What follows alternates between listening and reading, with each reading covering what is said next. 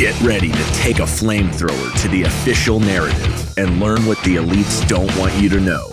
You're listening to The Tom Woods Show.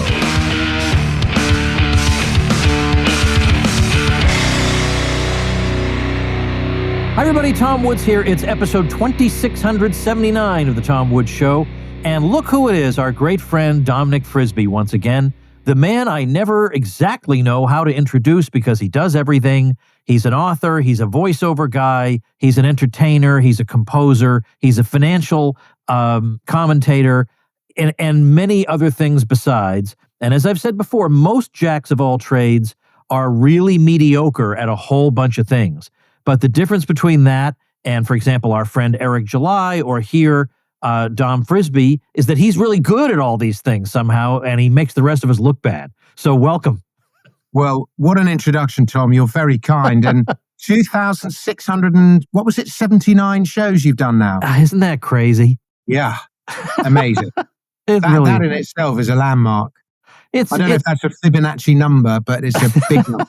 I mean, it's just a matter of you just keep showing up day after day, you know? Yeah. And it adds up.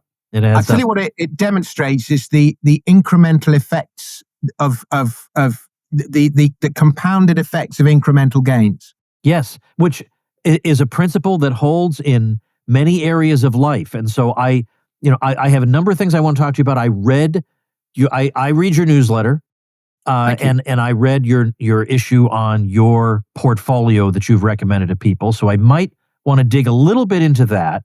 Sure. But let's start with a couple of UK specific things. Even though most of my listeners are in the US, Churchill spoke of the English-speaking peoples and the great connections that we have with each other. So we have shared concerns. And when I saw you last, which was not long ago, you were pointing out that it's difficult. It's artificially difficult to move. That is, like to move from one house to another. I don't know if you meant in the whole country or just in or out of London. And there was some reason that people were kind of frozen in place because if they tried to move, there would be, I don't know what it was, so many expenses or what exactly is it that's causing the problem?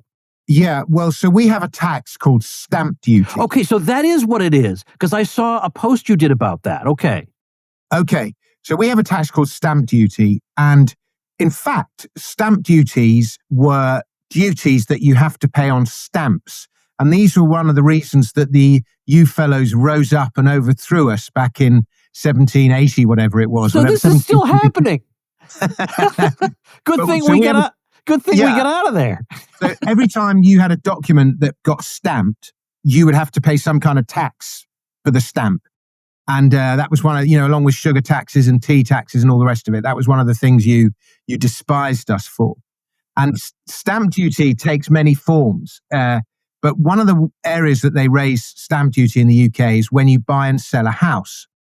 And it was actually Gordon Brown, the man who sold Britain's gold, who reintroduced it on property transactions in whenever it was, 1997. And it was 1%.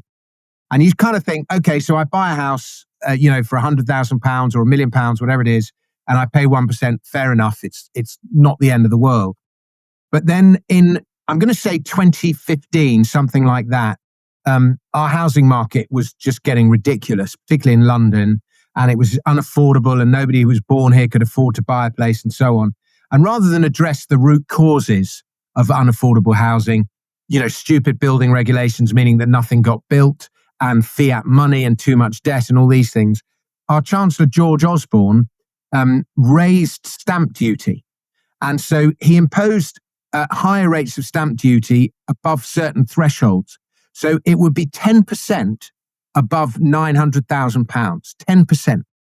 So, and then above 1.5 million, it would be 15%.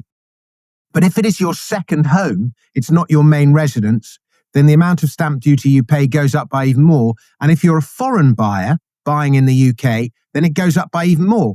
So I just did a random statistic that I posted on Twitter, which is what I think you must have seen, that if you're buying a £2.5 million house, and £2.5 million is a lot of money, it's about $3 million, but for a big house in London, big family house, it's not, there are much more expensive houses.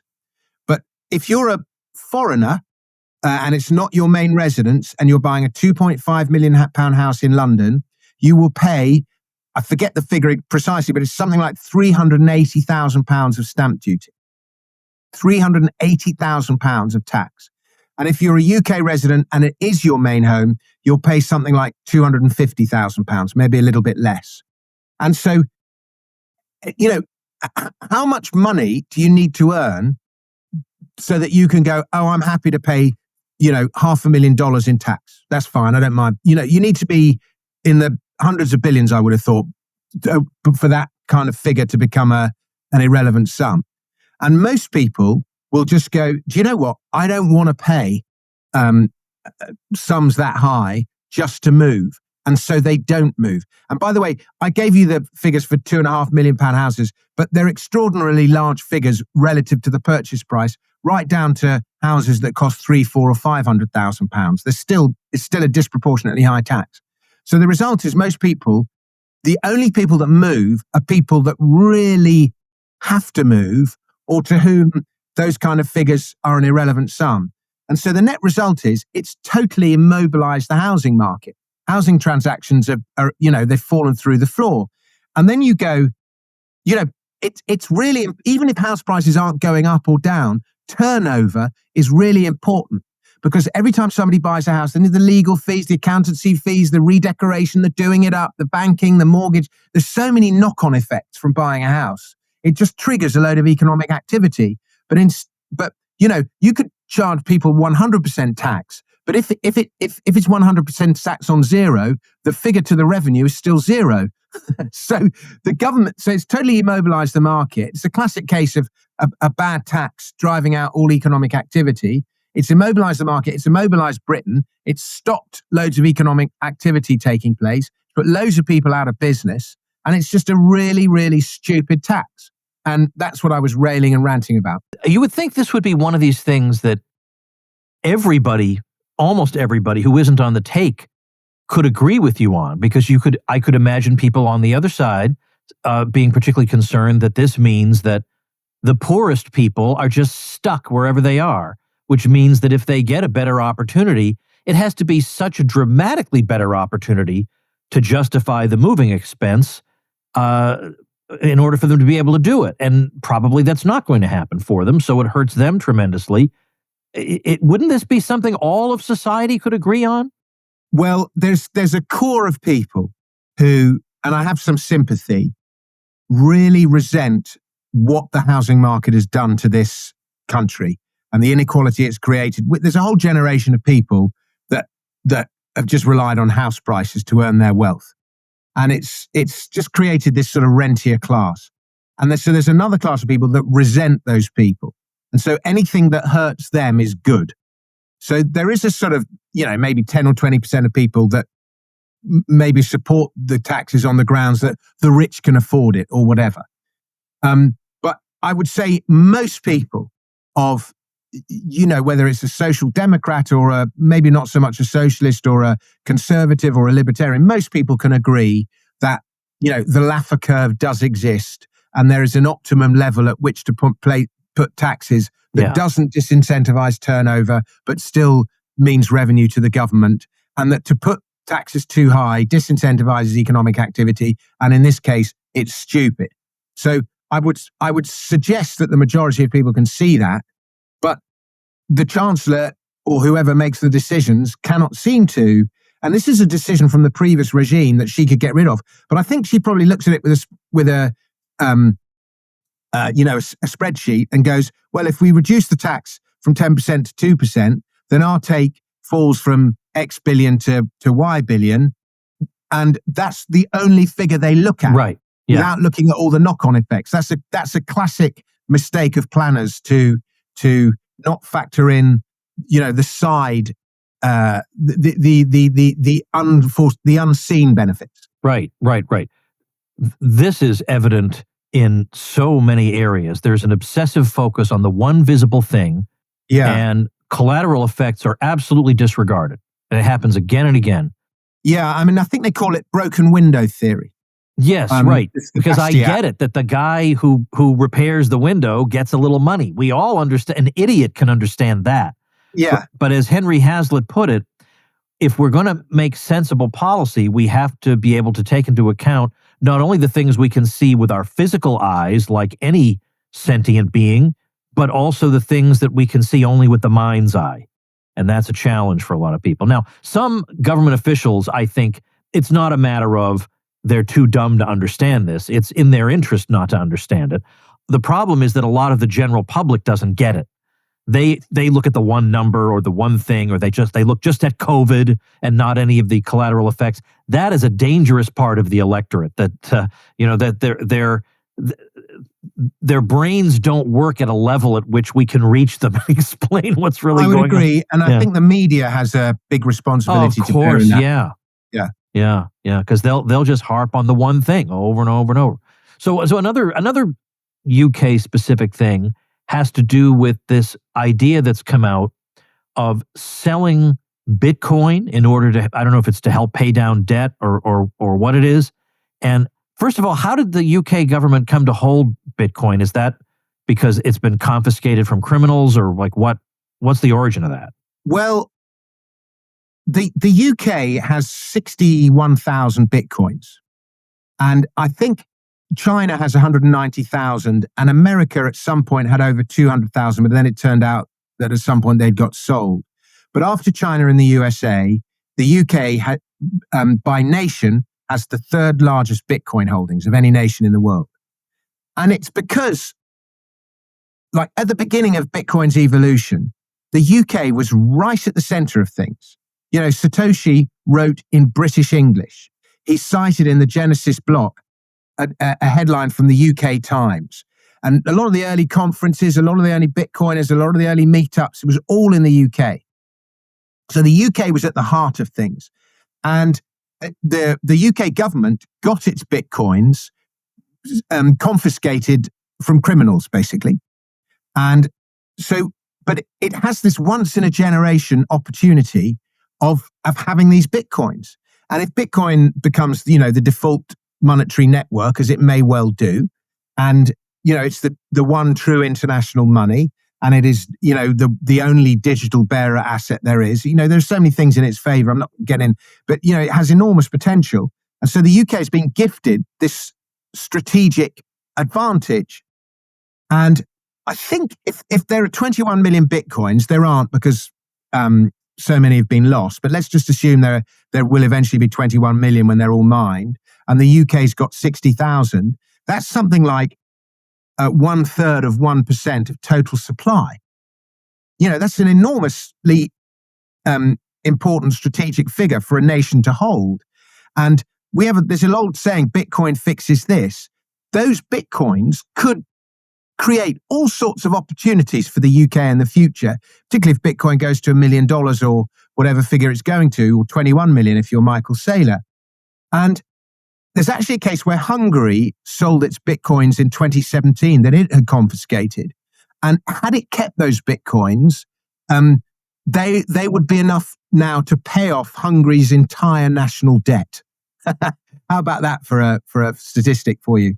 So, imagine if we could pay off our national debt with our Bitcoins. We're a long way from that now, because I think our Bitcoins are worth maybe 6 or 7 billion and our national debt is 2 or 3 trillion. But, it's possible if Bitcoin carries on appreciating like it has done. So we just got this gift, and she's talking about selling the Bitcoins to raise 5 billion to settle some, because the government's in a squeeze and it's spending more than it's earning, and we've got the cost of living crisis and this crisis and that crisis. But it doesn't address any structural issues, the fact that we spend more than we earn, and doesn't deal with any number of the problems. It just sort of, it's like a crappy plaster, a really weak plaster on a gaping wound. It's just minor short-term relief. So it would be an incredible strategic mistake to do that. But she's talking about it. Now, I guarantee that the people that will be advising her are economists and civil servants, and they will not be people who have regularly used Bitcoin. And it seems absurd. You wouldn't take advice on a car from someone that never uses a car. You would take advice from a mechanic or somebody that works in engineer or something like that. Somebody who regularly uses it. But with Bitcoin, for some reason, there's all these people that hold court about it, and they say it's a bubble, or they say it's this, or whatever criticism, and they've been wrong for 15 years. The Financial Times is a classic example, and they just keep doubling down, and they never go, do you know what? I was wrong. Occasionally, somebody does go, I was wrong, and they buy some Bitcoin, and they go, oh, actually, it's brilliant. A lot of these people just double down, and it's also generational. You find that people born before 1970 tend to be much less keen on it than people born after 1970. It's a very generational thing. But in any case, none of that matters. She should be taking advice, just as Donald Trump should be taking advice on what to do with the national Bitcoin reserves, from somebody that uses it and knows it and understands it, not from somebody that's never used it. That's just dumb. But that's what they're going to do. Hey everybody, let's take a minute to thank our sponsor, Persist SEO. If you're getting buried by your competition online, then build your brand, your reputation, and your lead flow with digital marketing by Persist SEO. If you're a small local business trying to compete against large companies in the service industry, then increase your visibility with Persist SEO. What if you have low or no leads coming in on a consistent basis? Well, then website search engine and conversion optimization can help move the needle to a more prosperous business model for you. Are you tired of cold calling and networking? Use your website as a lead generation engine. What if you're not showing up for your services in the search engines? Well, get found with Persist SEO Expert Search Engine Optimization. All you have to do is call 770-580-3736 or visit them at ineedseo.help for a free website audit and consultation. That's 770-580-3736 or ineedseo.help. What's the name of the person you've been taunting over this? Rachel Reeves. Okay. She's our chancellor. Okay. I don't think I've been taunting her, Tom. No. I've written two open letters now, and they've been very respectful. No, they have. It was wrong of me to put it that way. But Yeah. ultimately what you're concluding is you're saying, look, Bitcoin right now is hovering around $115,000. Yeah. But there are people who sold it when it was $100 and when it was $1,000 but if it continued, let's say it goes up to $250,000 or $500,000, you will be remembered as the person who sold it at 115. In perpetuity, that's how you'll be remembered. Yeah. And every day, every time it goes up, somebody will go, Rachel Reeves' decision to sell the Bitcoin has cost the country this much. Yeah. And just like they did with Gordon Brown and the gold. And that will be her legacy. I mean, she's going to leave, but that will be what she's most remembered for. The chancellor that sold the UK's Bitcoin. And believe me, I know people who bought Bitcoin at $10 or $1 and they sold at $100, having made 10 or 100 times their money. And they thought they was a genius. They walked away from the trade. And now they're sitting there going, it's $100,000 and I sold at $100,000. And that's, X gazillion dollars that I've missed out on. And it will eat away at them every night. And that will be her legacy. Yeah. Yeah. And why would you do that? Yeah, she's inviting this. You consign yourself to that destiny. Right. And she's inviting this upon herself, as you say, for a sum that in the grand scheme of things right now is trivial. It's, as you say, it'll plug one little hole. But since no structural problems have been addressed, that hole will be 3 times as big, 3 years from now. And we will have forgotten about the Bitcoin solution at that point because now we have a much bigger problem because they're not doing anything in the same way in the U.S. There are no structural changes being made over here to manage this. You're absolutely right, Tom, and you've got it spot on. And if I can just change the subject ever so slightly, following on from what you just said, after the election, when Elon Musk went into Doge and he was rooting out all this corruption and this waste, I was so optimistic about the US. I actually wrote a song called We've Won. And, was just celebrating. I was so optimistic. I literally thought you've got the most competent man in the world fixing the American state. And then he sort of left in a sort of slightly cloudy circumstances with a slightly bitterly with his tail between his legs, throwing off a few Epstein slurs against Trump. And, I know Trump is doing some things well, and I think he's got some decisions right, but the root problem that America's spending is way in excess of what it's earning, and big government and bloated government and all the rest of it is still there.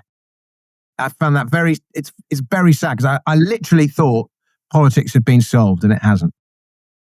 It's depressing, isn't it? It is, but we all go through these periods where we think, we have this brief moment of optimism, and we don't want to be wrong about that. I want to be wrong about the pessimism. But such is the situation. Now, I don't want to dwell on this too long, because the U.S. release is so far off into the future. This seems like a strange thing to me, but later this month, August 2025, your new book, The Secret History of Gold, is coming out in the UK, but it's not going to be out in the US until June of next year. Correct. There it is. There's the cover.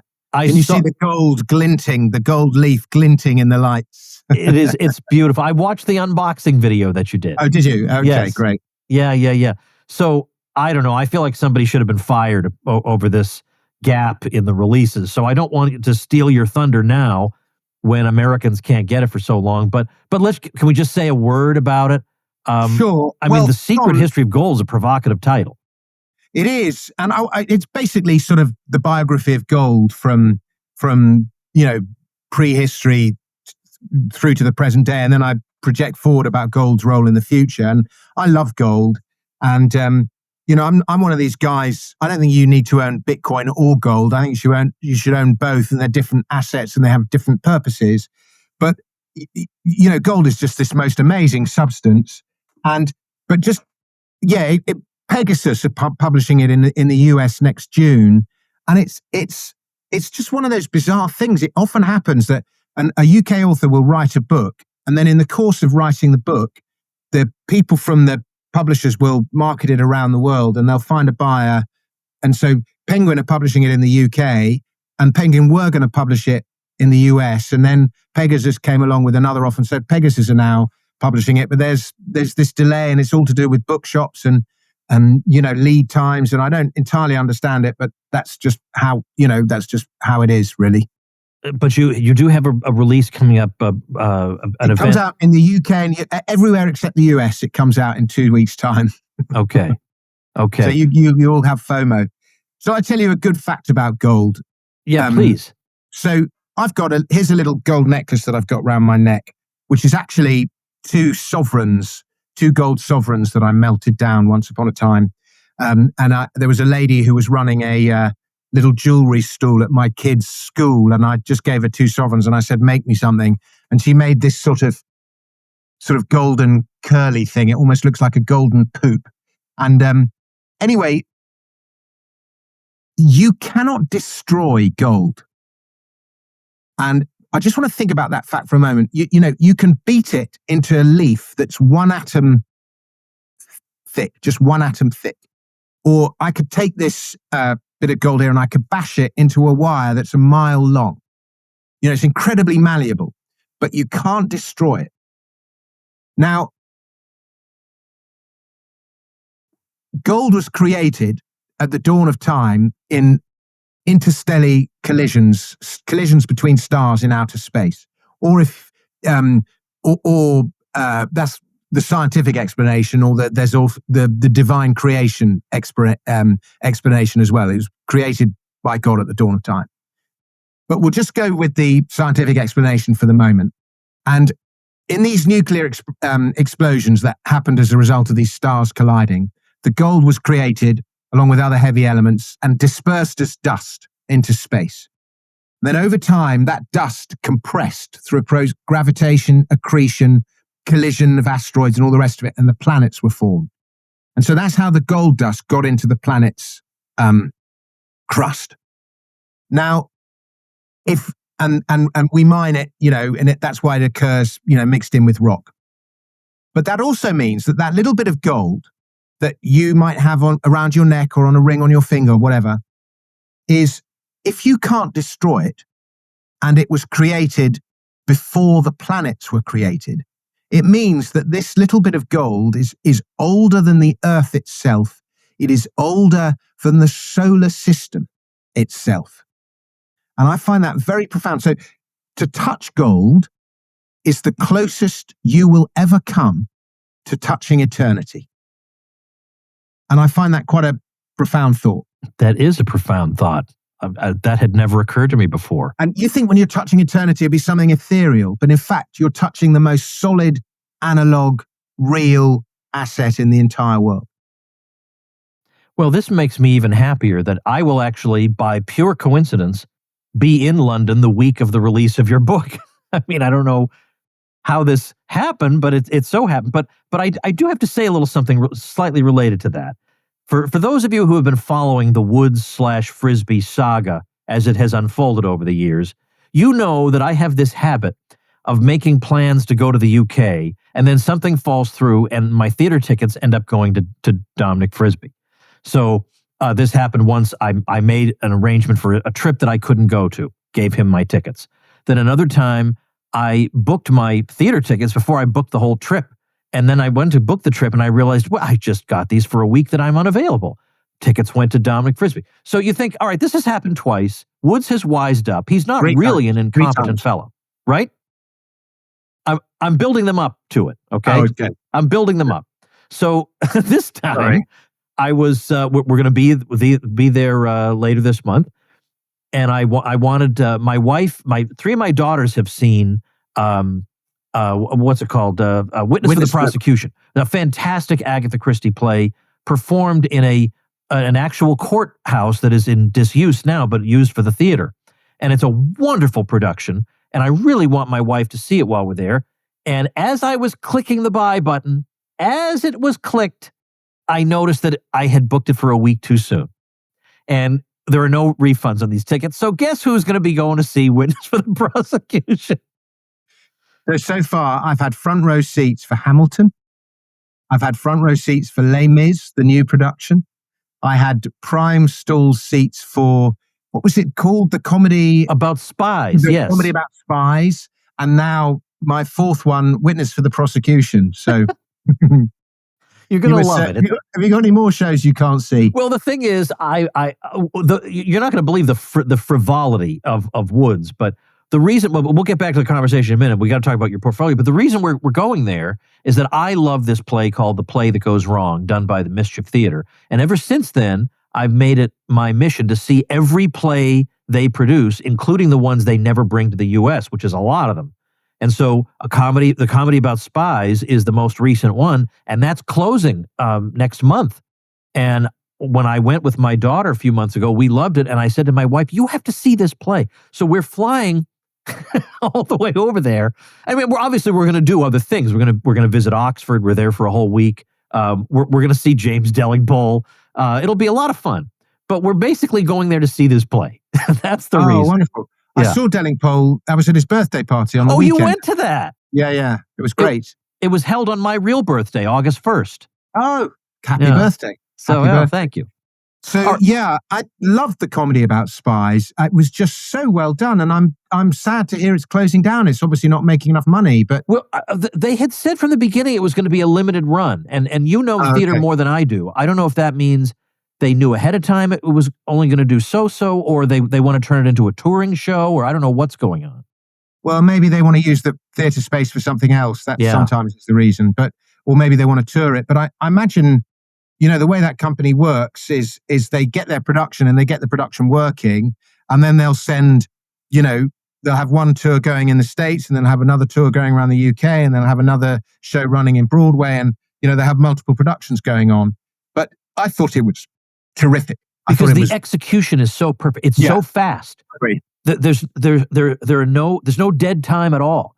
It's just, you can barely react to everything that's going on. It's so brilliantly done. So what they're doing, folks, we're really going to get back to it. What they're doing is they're taking a couple of shows later this month and recording them.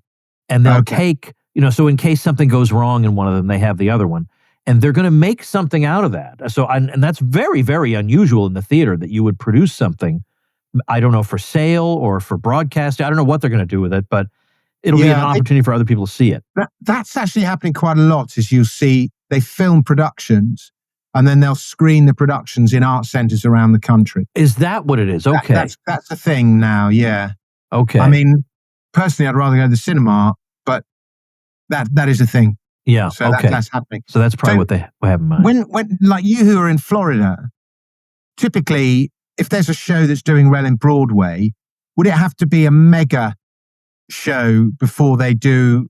I mean, would it have a run in Miami or a run in Orlando, or would it tour around the US? How would you see it in Florida? Or it's would not you have to go to because Broadway? I would say there are probably close to 8 to a dozen Broadway shows in my general area every year, because I have several theaters at my disposal, and yeah, they tend to be the big ones, but not enormous. Like we saw Come From Away, which was a dramatization of what happened in 9/11, where there were stranded flights everywhere, and the passengers got to know the locals, and there was some fun, culture conflict and all that. That wasn't a gigantic hit on Broadway, but we ended up getting to see it. So, I would, if it were up to me, I would live in the Northeast, and I would get to see all these things anyway. Okay. But that's coming. Once my youngest graduates high school, we are out of this furnace that we have to live in down here. It is unfit for human habitation, Dom. But that is not fit now. I mean, I know you probably disagree with me because most people prefer the heat, but I'd rather have the heat for a little while, and I like the cold. You can put on a coat. It's okay. Yeah. I like the seasons. I love this. Me too. I like the seasons. Yeah. No, this is a place for alligators. It's not a place for human beings. Anyway. Hey, everybody, this isn't a sponsor message. It's an announcement that I have 11 awesome free things to give you that you're going to love, and not one of them is an ebook. For instance, my public speaking secrets that come from my 30-year career, or Dr. Miriam Grossman on how to inoculate your kids against gender ideology. My 10-lesson middle school course on the foundations of liberty. It isn't available for sale anywhere. But if you want it, it's on the freebies page that I'm telling you about now. Here's one you'll like: a simple way to generate $50 per month in perpetuity without work. Now, I'm wording it that way specifically to annoy people who refuse to believe anything. Woods, there's no such thing, they'll say. Oh, but there absolutely is. I earn 3 times that much with it, and I am not joking. Or how about this? Chances are you're right like a dork. I hate to break it to you, but since 90% of the public does, that likely includes you. I'll help you stop, which means you'll stand out in whatever you do. Or how about a case study in which one of my friends, who built a 7-figure recipe website, shares how she did it? There are more, 11 in total. To get them, all you have to do is say maybe to my awesome School of Life program that everyone raves about. Give it a spin for 30 days for $1, and you can have the 11 freebies in perpetuity. Get them now at 11freebies.com. So I'm looking at what is the name of your recommended portfolio? I call it the Dolce Far Niente portfolio, and Dolce Far Niente is Italian for the sweetness of doing nothing. Okay. And the idea behind this portfolio, it's a case of do as I say, not as I do, because I'm always speculating in this and that and the other. But the idea is to design a portfolio around today's market conditions that you don't need to worry about it. You can just have it there, and you might tweak it, adjust it a little bit every so often, every 6 months or every year. But since I've designed the portfolio, the only thing I've done is we had some uranium in there, and we sold some uranium. We halved the amount of uranium we owned, and that's the only tweak, significant tweak that we've made. And it works really well. And obviously, in the newsletter, The Flying Frisbee, I tip all sorts of exciting small caps, speculative plays that you could double or triple your money or even more. And those are exciting and they're fun, but I regard those as speculations. So we've got 15%. That's 10%. That's 10%. Yeah, 10%. We allocate my own portfolio. I'm more geared to the spicy stuff, and I get my comeuppance because every now and then there's a disaster and I lose all my money on something. But most of the time, it suits me well. But that's just because I have a speculative mentality. But I don't really have that. Well, then, so the dolce far niente would suit you, and it would be like 15% gold, 5% Bitcoin, and that 5% Bitcoin will likely grow to be a much larger part of the portfolio. I was going to ask you about that. Okay. Yeah, so we started out 5%, but like Bitcoin is almost like 50% of me now. But it starts at 5% and then let it grow. And with 35% equities, of which mostly USA, because that's where the action is, biggest economy. It's just the place to be. We got a little bit of energy, a little bit of uranium, 20% in what I call wealth preservation bonds and that kind of thing. I recommend that, and most of the time you're just bored rigid by it. But every now and then there's a stock market collapse or something, and you're glad you got it. And then 10% in the speculative stuff. And you can read about it on at theflyingfrisbee.com at my newsletter. But it takes the thinking and the worrying out of investing. Yeah, so I like the idea of something that you can just let sit. Yeah, fund managers like 60-40, 60% in bonds and 40% in equities, but I just think that portfolio's for a different time. Yeah. I definitely agree with that. But I do, because I want to be the opposite of a day trader. I do not want to be hunched over my computer screen all day, frantically observing the markets. That holds no appeal for me whatsoever. And what also holds no appeal for me is the speculative side of that, which is, I can have a day where I have this amazing return, but I can also have a day where I have an amazing loss, and I'm going to lose 10 years off my life because of the anxiety. I don't want that. It eats away at you, and some people are geared for it. It actually suits people who aren't very emotional. But yeah, I can look at my thing and that stock's 10%. Why is it down 10%? And I go down a whole rabbit hole researching it, and I realize there's nothing, there's no reason for it to be down 10%. And I've wasted several hours, when I could have been, writing my next book or doing something productive. So there are pros and cons to it. But, to be quite honest, Tom, if I look back at the last 10 years, all I needed to do was just buy Bitcoin, and I could have forgotten about everything else. Exactly. But we can all reproach ourselves for not having had crystal balls. Yeah. Yeah. So, but I like this portfolio, and it suits, and with only 5% of Bitcoin, the older folk who are maybe a bit cynical about it, not quite comfortable with it, they can just put 5% and they'll be comfortable with that, and then gradually over time they'll come around to what an amazing thing it is. Well, for me, not that you're the one with the knowledge. I'm just a guy. I'm an amateur who learns things, but I don't know what the percentages are. But I have gold. I have Bitcoin. I have I have investments in various projects. In fact, I'm investing in a project of yours. But I that have good track records and that I believe in. And so I do like to do things like that too with my money. I have a good amount of money in a fund that is operated by a guy I've known for a long time. There's a guy named Larry Lepard. He wrote a book called The Big Print. Great guy. Oh, so you know Larry. Okay. I know him very well. I had dinner with him in Prague just a couple of months ago. I love Larry. Okay, wonderful. Yeah, well, I saw him in Texas a couple of months ago at a Ron Paul event. Well, I got to know him because he ran full-page ads for Ron Paul in major newspapers at his own expense in 2008. That put him on my radar. And then I found out that he's a financial genius. So he directs his own fund. So I brought him on I have a membership, the Tom Woods School of Life. I brought him on to make a presentation to my audience. And he made a very, very low-key mention at the end that he has this fund, and if you'd like to invest in it, you're welcome to do that.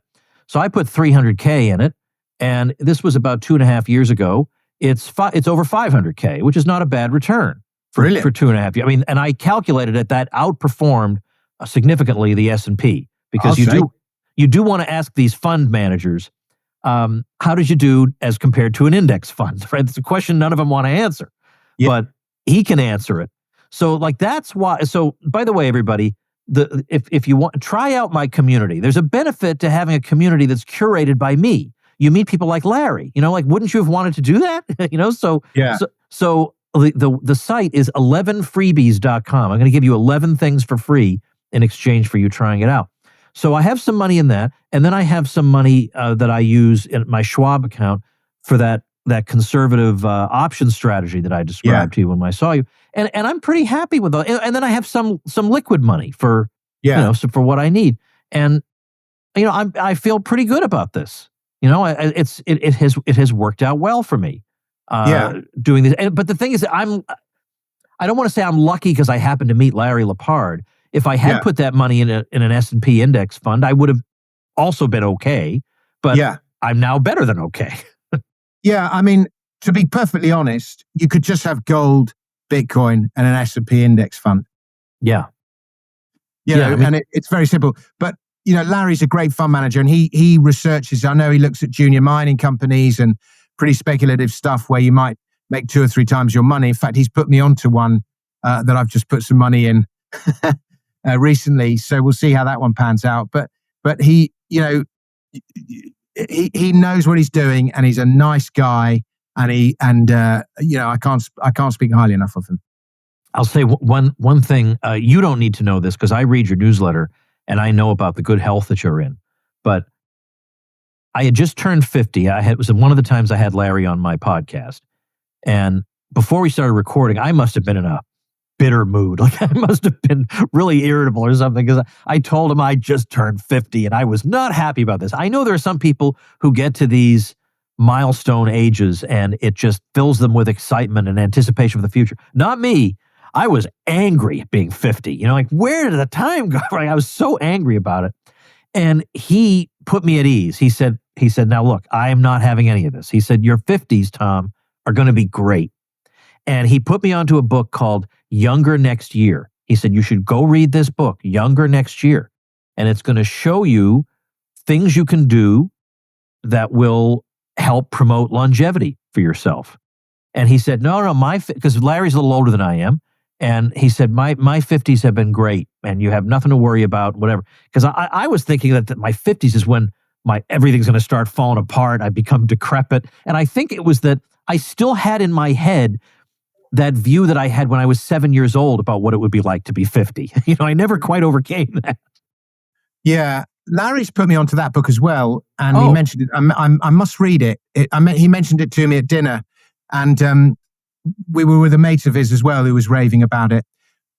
Let me give you a thought, Tom, about turning into your 50s. So I'm 55 now. And obviously, when physically, you're not as strong as you were in your 20s. And you do start to lose muscle. But that's easily dealt with because you just do a bit of resistance training and then you won't lose muscle. But here's the thing, my dad died when he was 88, and he was hustling right up to 1 month from when he died.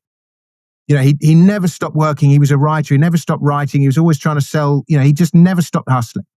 And I know that I've got that same energy, and I believe that I will be hustling right up till I'm in my late 80s as well. And having spent time with you and knowing what a thoughtful person you are, I'm pretty sure that you'll be hustling as well. But here's the thing. So when you turn 50, you probably started work maybe at some point in your early 20s. Would that be right? Yeah, I would say so. So I would count graduate work, working on the PhD, as equivalent to work. Okay. Yeah. So let's say you started work when you were 23, just for the sake of argument. Yeah. So that means when you turn 50, you've got 27 years of experience. But that's 27 years of wisdom. And it's 27 years of mistakes. So my friend Sven Lawrence, who writes a very good newsletter, pointed this out to me. When you're 50, you're not even halfway through your career. Because we're all freelancers. We're not going to retire when we're 65. We're going to carry on working. Yeah. And we're not even halfway through our career. But not only that, we've got all the wisdom. We're not going to make the same mistakes that we made when we were younger. It's been proven that men in their 50s, even if they they might be declining a little bit, they make the wisest financial decisions they make in their early 50s. That is when men make the best financial decisions. As it goes into the 60s, they're vulnerable to being ripped off a bit, but in your 50s, you make the best financial decisions. So you're halfway through your career, you've got all that wisdom, you're making the best financial decisions, and you've still got another 30 years to go at least. Now, I think that's something to be really, really positive and optimistic about. Just, you're not even at the halfway point. And I like that idea. Dominic Frisby, you have just blown my mind, sir. I had not thought of it that way, but that is an excellent way to think about it. How could I not even be halfway done? That's amazing. Holy cow. It seems like I've been at this forever. You will be, but you will be working in your 80s, and you'll be doing something. You'll be on episode 28,622 by the time, but you might not be podcasting because there'll be some new medium that replaces podcasting, but you'll still be writing books and helping people and training people and running courses and being an educator and doing all the things you do through whatever the new medium of the media of the time is in 20 or 30 years' time. But it might be that something else comes along and it's better than the internet, Well, I think I shocked or scandalized. I have one of my daughters who's like, they're all concerned about their father's well-being, but I have one who's very, very concerned. So if I show even the slightest hint of being ill, she's right on top of it. Like, what is going on? We have to take care of you. And I appreciate that. Well, I think I shocked her the other day when I just casually said that I'm not going to retire. And so she took that to mean I'm going to be working myself to the bone forever. And I said, well, first of all, I don't work myself to the bone now. I work the way I want to work. I do what I want to do. I do things that... You love your work, don't you? I love what I'm doing. What's hard about this? It's not work. It's not work, is it? It's not work. Now, that's not to say anybody could do it. Like writing 2 newsletters a day, that's not for everybody. I get it.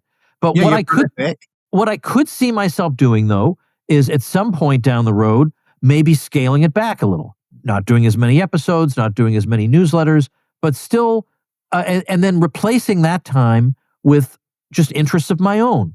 Getting more into hobbies, more into travel, but still doing things that generate a good income and pouring that into my option stuff and just living as comfortably as I want. I mean, now I don't do that now because I have a lot of kids to support, and I want to support them the best I can. But at that point, I will be comfortable enough that I can just do whatever I want. I could do whatever I want. So why would I stop? I mean, what am I going to do am I really going to just play golf all day? I'd rather, look, I get to talk to interesting people like you. And that's my work. It hardly seems fair. But you will have built up so much more wisdom by the time you're in your 80s. You'll have even more wisdom to share and knowledge to share. Yeah, that's a good point. But that is crazy. I had not Look at Larry. I don't know how old Larry is, but I'm guessing mid to late 60s, maybe. I think by now, because we had this conversation 3 years ago, so he could be late 50s into 60 would be my guess. Okay. Yeah, he could be early 60s. I don't know. Yeah, but he's in great shape, and he's just made he's turned 300 grand into 500 grand in 2 years. He's beating all the whiz kids on Wall Street. Yeah. I know it when because he's built. First of all, I think he's a freak of nature in general, but also whatever knowledge he had in the past, in fact, in the past, he used to have a thing where he used to share his trades with the public. This is what I'm doing. Just very, very transparent. And that was when I realized this is a special guy and I need to keep in contact with him. So I don't mean to sound like a broken record. There's a truth to him. There's an honesty to him that's quite profound. Yeah. But over the course of my life, I've met more than a handful of people who are like him, who are like freaks of nature. And that's what I try to bring in, my communities and memberships and stuff is that, hey, I had the good fortune to meet a guy like this, and now I'm going to introduce him to you. So, ladies and gentlemen, today's show is brought to you by Larry Lepard. Yeah, exactly, Larry Lepard. And every month I get a PDF from him showing me how my money is doing. Okay. And it is an exciting day. I frantically open that thing up. How's it doing? So I think at some point, Dom, I'm actually I'll blur out my mailing address, but I think I may send to my email list, a PDF or a graphic of the results. And just, and I don't think he's soliciting new people anymore. I think he said he wants to close it down and just manage his own money, but I don't know. I'm not sure. That his goal is basically I think his goal was he wanted to double everybody's money and then he would shut it down. Well, he's getting pretty darn close in my case, but just to show people, look again, you become. I mean, I don't know if you subscribe to this, but I think it really is true. You become like the 5 people you spend the most time with. Oh yeah. Let me tell you something. I got 5 great people you could be spending time with. Yeah, that's you do. You choose your friends wisely. Yeah. All right, Dom. Let's get people onto your. I know you tell me every time what your links are, but let's give them just one because. Well, let's give them 2 because you have a couple. One list lets me know about all the fun things you're doing that are. I see you're going to Australia. That's great. Are you going to be at the Fringe in Edinburgh this year? No, that's already started. The room that I usually use is not a venue this year. So as a result, and I just wasn't organized enough to find another venue. And so I'm going up for a weekend at the end, but I'm not doing the rest of the festival. So okay. It's bizarre because here we are. The festival's already started actually. And I'm sort of twiddling my thumbs going, what do I normally do at this time of year? Because I feel a bit empty, but yeah. I've always wanted to go to that, or I've wanted to go to that ever since visiting the city about a week after the Fringe ended. And there are posters everywhere for all these great looking events. And every one of them was from a week ago. And we thought, how is this possible? We didn't know about the festival. So we just thought we had the worst luck in the world. Every single comedy thing or production, they had all occurred already. And so we resolved that in the future, someday we would come back at the right time. There used to be this, I think I've told you this story before, but there used to be a game show in the UK called Bullseye. And when contestants didn't win the big prizes, he would then show them all the prizes and he would say, and here's what you could have won. Yeah. And that sounds like you just went through that journey. I did. We did. We absolutely did. All right. So where should people go to get into Dominic Frisby world? So my sort of general newsletter is called The Flying Frisbee, and that's where I write I put sort of more general thought pieces out on the weekend, and I'll write some midweek market commentary. That's called The Flying Frisbee, which you can see it on the thing there, Frisbee with a Y, theflyingfrisbee.com.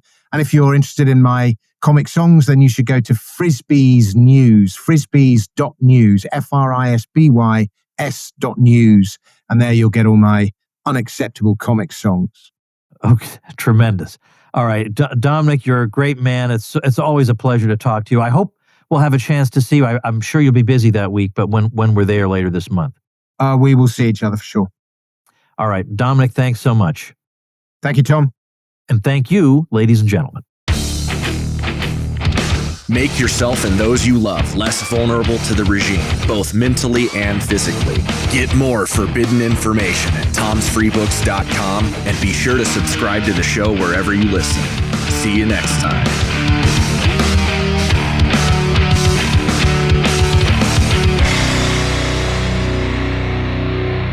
Like the sound of The Tom Woods Show? My audio production is provided by Podsworth Media. Check them out at podsworth.com.